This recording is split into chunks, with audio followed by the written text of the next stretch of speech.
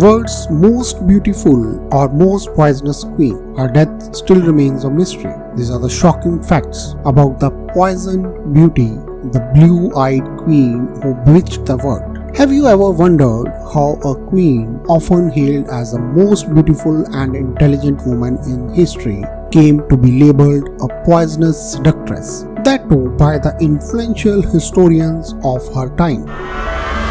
Is there any truth to these claims? And what about her death? Still cloaked in mystery. Some believe it was suicide by snake bite. Others suspect a deadly poison. What really happened? We will uncover the secrets behind these questions in this video. But friends, before we dive in, take a moment to pause and guess the name of this iconic queen in the comments below. And don't forget to subscribe to the channel and hit the bell icon so you don't miss any further stories from the history's darkest corners. Friends, today we are talking about none other than Cleopatra, the legendary blue-eyed Egyptian queen long celebrated as the most beautiful woman in the world. In folklore and legend, Cleopatra is portrayed as a master of charm, scent and seduction. With poison as her most feared weapon, Roman writers called her as a sorceress, Poison Maiden and a deadly enchantress, a woman who ensnared the hearts of two Rome's most powerful men, Julius Caesar and Mark Antony.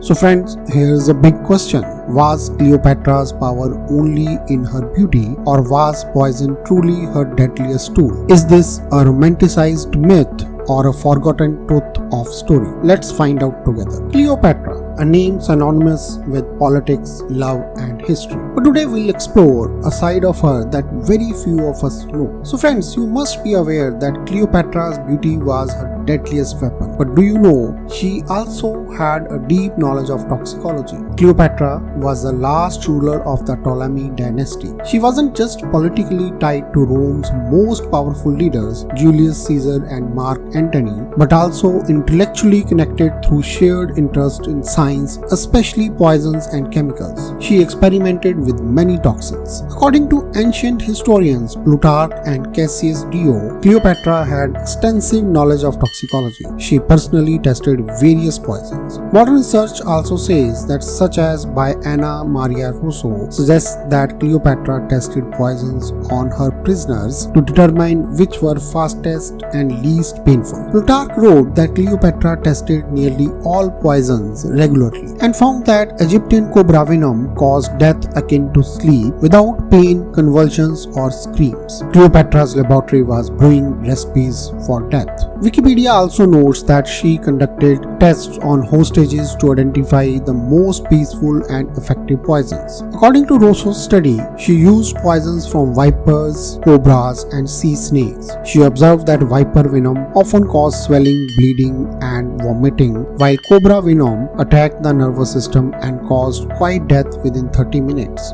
Alexandre Cabanel's famous 1887 painting Cleopatra testing poisons on condemned prisoners also show her doing exactly that, experimenting with poisons on captives.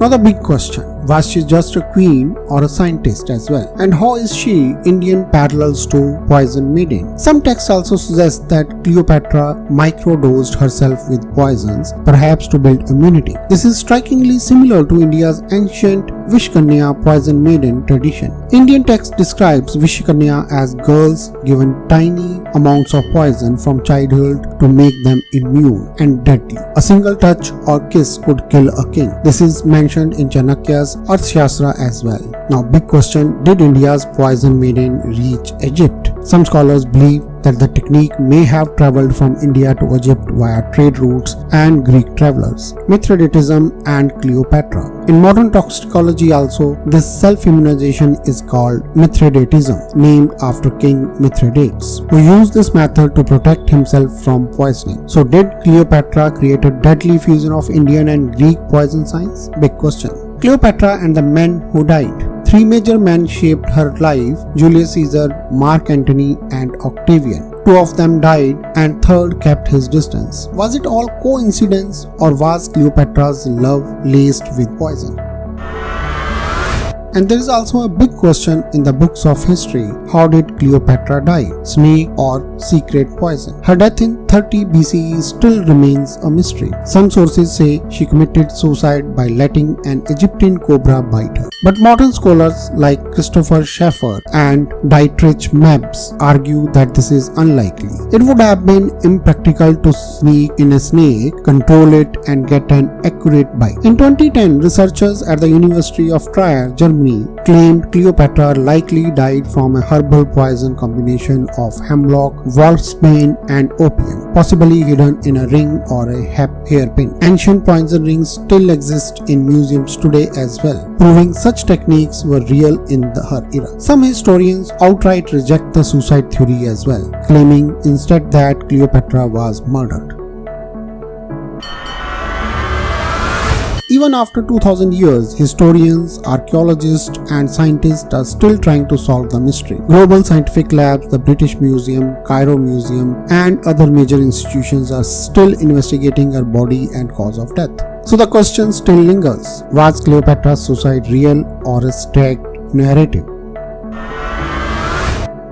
As per my opinion, Cleopatra not just a beautiful queen, but a political mastermind, and perhaps not a poison maiden, but a poison scholar, a woman who used poison as art, science, and power. So friend, if you enjoy such historical and toxicology based mysteries, hit that subscribe button and like the video. Comment below, do you believe Cleopatra was truly a poison maiden, and how do you feel that how has she died? So see you in the next video with a brand new secret. Thank you.